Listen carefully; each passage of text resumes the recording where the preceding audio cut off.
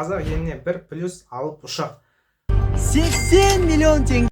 Құны 80 миллиард теңге тұратын Airbus A400M ұшағы бүгін ғана Алматының әуежайына қонды. Оны Қазақстанның қарулы күштері, Қазақстанның әуе қорғаныс күші ерекше ілтипатпен керемет ашылу салтанатымен күтіп алды. Ұшақтың құны 175 мың 250 milyon dolar. Açma. 250 болмайды екен. Маған болмайды екен, онда сумма айтпағым ғой мен. Ұшақтың құны 175 миллион евро. Теңгеге шаққанда 80 миллиард теңге. Ол Қазақстанға тиімді ме? Ұшақтың негізгі техникалық сипаттамалары қандай? Қазір барлығы осы видеода айтылады. Арнадан ажырамаңыздар. Ең алдымен ұшақтың техникалық сипаттамаларына тоқталып кетейік. Ұшақтың көлемін айта кетейік. Ұшақтың қанатының ұзындығы 42,5 метр, ал өзінің ұзындығы 45 метр, ал ең биік нүктесі 15 метр.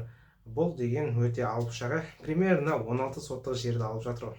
Ал ұшақтың қозғалтқышы туралы айтатын болсақ, ұшақ 4 турбовинттік қозғалтқышпен жабдықталған.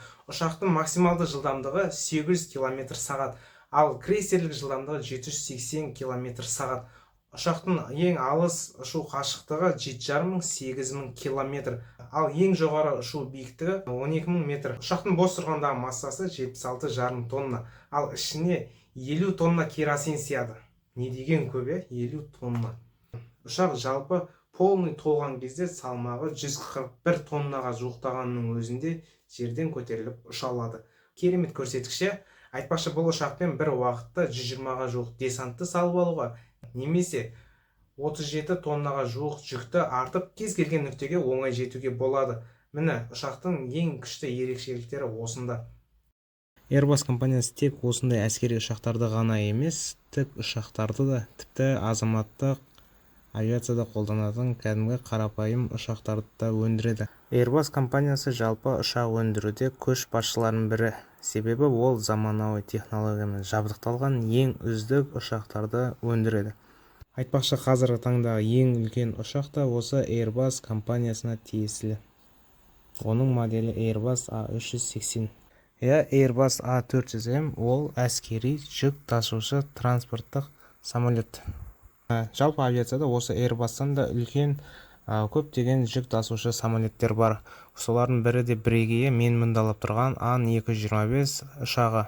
Бұл Ан-225 ұшағы кеңестік орбиталық ғарыш кемесі боранда бір қаладан екінші қалаға ұшырып көтеріп апарған.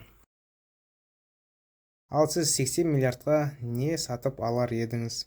Қызығы достар, 80 миллиард теңгеге Алматыдан 50 миллиондық 1600 пәтер сатып алуға болады екен. Немесе 100 миллиондық 800 суперкар сатып алуға болады. Ал сіз қорғаныс министрі болсаңыз, 175 миллион евроға, яғни 80 миллиард теңгеге осындай ұшақты сатып алар ма едіңіз? Ұшақ қымбат па, арзан ба? Пікірге жаза кетіңіз. Айтпақшы, менің арнамда осындай қызықты авиациялық ақпараттар үнемі шығып отырады. Ақпараттардан құр қалмау үшін менің арнама тіркеліп, видеоларға лайк баса кетіңіз, және де авиация саласында жүрген досыңызға міндетті түрде жіберіңіз.